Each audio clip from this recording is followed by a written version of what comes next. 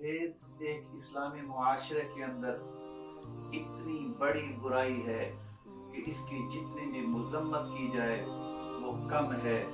जहेज की लानत की वजह से हमारे मुसलमान बच्चियां बर्बाद हो चुकी हैं। अपने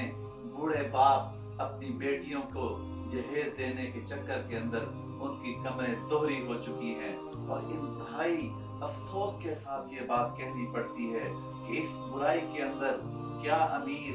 क्या गरीब, क्या दीनदार, क्या वली, सब के सब वो एक ही दौड़ के अंदर शरीक हैं। और वो जब उनसे कहा जाए तो वो एक ऐसी